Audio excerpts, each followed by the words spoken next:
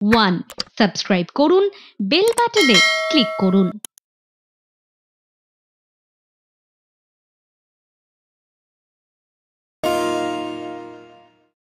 বাঙালির মন ভরে আহারের বাহারে, তবে শুধু আমিষ নয়, নিরামিষ নানা পদেও অনায়াসে মন মজে বাঙালির।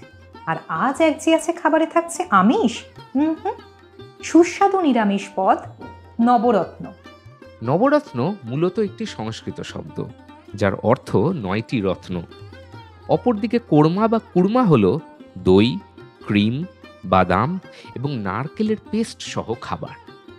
এই বিশেষ স্বাদের খাবারটির নামকরণ করা হয়েছে মুঘল সম্রাট আকবরের 9টি রত্নকে নিয়ে। আসলে সেই 9টি রত্ন ছিলেন 9 জন প্রধান ব্যক্তি: সভাকবি আবুল ফজল, অনুবাদক আব্দুল কাদির বাদায়নি, প্রতিরক্ষা মন্ত্রী আব্দুল রহিম খান, অর্থমন্ত্রী টোডার মাল, সংস্কৃতি মন্ত্রী তানসেন, সেনাপতি মান সিং, ধর্ম বিষয়ক উপদেষ্টা ফকির আজিউদ্দিন, গায়ক ফয়েজি এবং শেষজন ছিলেন বাদশাহ আকবরের অত্যন্ত প্রিয় ব্যক্তি বীরবল। আকবরের সভার এই 9 ব্যক্তির প্রতি শ্রদ্ধা হিসেবে এর নাম রাখা হয়েছিল নবরত্ন। নবরত্ন নিয়ে নানা ইতিহাস গল্প তো চলতেই থাকবে, কিন্তু তার আগে জানিয়ে রাখি একটা বিশেষ কথা। আজকে এই পর্বের মাঝখানে করা হবে একটি প্রশ্ন, যে প্রশ্নের সঠিক উত্তর দিয়ে চ্যানেল ওয়ানের পক্ষ থেকে আপনারা পেয়ে যেতে পারেন একটি আকর্ষণীয় পুরস্কার এবং এক যে আছে খাবারের শুটিং ফ্লোরে আসার সুবর্ণ সুযোগ। তাহলে সমগ্র এপিসোডটি দেখুন মন দিয়ে। আর আপনারা সবাই জানেন, এক যে আছে খাবার এমন একটি প্রোগ্রাম, যে প্রোগ্রামে শুধুমাত্র রান্নার ইতিহাস নয়, জানানো হয় রান্নার রেসিপিও। আর আজকের এই ইউনিক রেসিপিটি যিনি আমাদের সঙ্গে ভাগ করে নেবেন, তিনি হলেন আমাদের আজকের বিশেষ অতিথি মধুমিতা সরকার।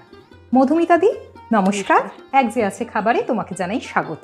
Thank you. কেমন লাগছে এক যে আছে খাবারে এসে?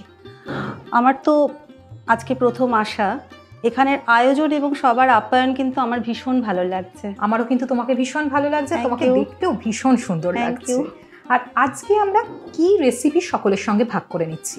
আমি আজকে নিয়ে এসেছি নিরামিষ একটা পদ। বাহ, আমাদের অনেকেরই কিন্তু নিরামিষটা বেশ ফেভারিট, যেমন আমার কিন্তু ভীষণ ফেভারিট, যদি সে তাতে একটা ভ্যারাইটি এবং একটা সুন্দর টুইস্ট থাকে। একদম। তাহলে আজকে থাকছে নবরত্ন কোরমা। নবরত্ন কোরমা। আর কি কি উপকরণ লাগছে এই নবরত্ন কোরমা বানাতে? নবরত্ন কোরমা এই কথাটাতে তো বুঝতেই পারছো, নানা রকমের সবজির একটা সমাহার থাকবে। আর নিরামিষ মানে তো সবজি, এগুলো থাকবে একদম। তো আমি যেগুলো ইউজ করব সেগুলো হলো গাজর, ফুলকপি, আর এখানে হচ্ছে কর্ন আর একটু বিনস। এগুলো আমি একটুখানি সেদ্ধ করে নেব, ঠিক আছে? তারপর আমি যেগুলো ইউজ করব সেটা হলো পনির, আর করব আমি ক্যাপসিকাম, একটু টমেটো। এগুলো সব আমার সবজি আনাজপাতির মধ্যে গেল। এবার আমার যেটা মশলার মধ্যে যাবে, একটু গোটা গরম মশলা, তেজপাতা, ফোড়নের জন্য মিষ্টি দই। আচ্ছা, এই মিষ্টি দই যাতে অনেক সময় কড়াইয়ে ঢাললে ফেটে যায় জানো তো, তার জন্য আমি একটু ময়দা ইউজ করব। আমি এখানে ফোড়নের মধ্যে দেব গোটা জিরে। আরেকটা আমি পেস্ট বানিয়ে রেখেছি যেটা এটার জন্য খুব ইম্পর্ট্যান্ট, সেটা হলো কাজু, কিশমিশ আর তোমার আমন্ড, একটু পোস্ত, একটু আদা, একটু কাঁচা লঙ্কা একসাথে আমি বেটে একটা পেস্ট করে রেখেছি আমি বাটার আর ফ্রেশ ক্রিম। বা সব কিছু রয়েছে, সাদা তেল আর নুন তো থাকবে। একদম, নুন সাদা তেল তো রয়েছেই রান্নার জন্য। নবরত্ন কোরমাকে কিন্তু তুমি শর্টে বেশ নবরত্ন বলেই আমার সামনে ইন্ট্রোডিউস করছো।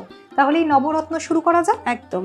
তাহলে আমি যে কাঁচা সবজিগুলো রয়েছে সেটা আমি প্রথমে একটু বয়েল করে নেব। প্রথমে একটু ভাপিয়ে নেবে, তাই তো? কাঁচা সবজিগুলো। বেশ, তাহলে আমরা শুরু করি। হ্যাঁ, আমি প্রথমে একটু জল নিয়ে নেব। Thank you. জল দিয়ে কাঁচা সবজিগুলোকে একটুখানি সেদ্ধ করে নেব। জল দিলাম, দিয়ে আমি এর মধ্যে অল্প নুন দেব।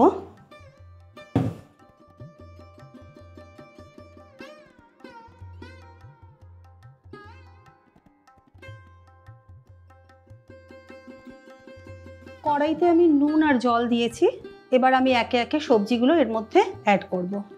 প্রথমে দিচ্ছি আমি গাজর।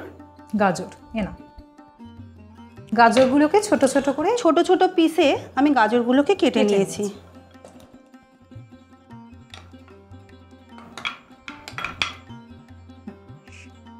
আমি দেব ফুলকপি, ছোট্ট ছোট্ট করে ফুলকপি একদম কাটা একদমই ছোট ছোট করে কাটা।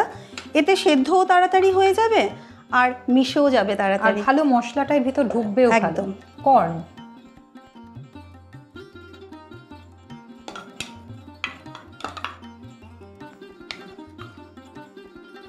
বিনস, আর বিনস।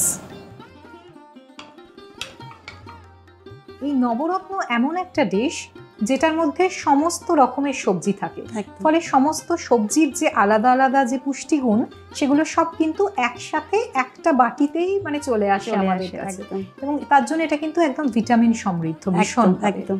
আর দেখতেও খুব সুন্দর হয়, কারণ নানা রঙের আর নানা রকমের একদম। সবজি দিয়ে তৈরি হয় নবরত্ন। আমরা যখন কোনো খাবার খাই তখন আমরা তার আগে দেখে নিই যে খাবারটা কিভাবে প্লেটিং হয়েছে, আমাদের মন পছন্দ হচ্ছে কিনা, তবেই কিন্তু খাওয়ার প্রতি আগ্রহ বাড়ে। আর এই নবরত্ন এমন একটা রেসিপি যেটা দেখতেও ভীষণ সুন্দর হয় আর খেতেও ভীষণ সুস্বাদু। আচ্ছা দিদি, তাহলে এখন তুমি কি করবে? এগুলো তো আমার বয়েল হচ্ছে, আচ্ছা, খুব হালকা বয়েল করব আমি, করে নিয়ে আমি জলটা ঝরিয়ে সবজিগুলোকে আলাদা করে নেব। বেশ, তাহলে নবরত্নর জন্য সবজি সেদ্ধ হতে থাক, ততক্ষণ আমি নিয়ে নিই একটা ছোট্ট বিরতি। বিরতির পর ফিরে আসছি, সঙ্গে থাকুন। কোন বাদশার শাসনকালে নবরত্নর প্রচলন শুরু হয়? 1. বাবর, 2. অরঙ্গজেব, 3. আকবর।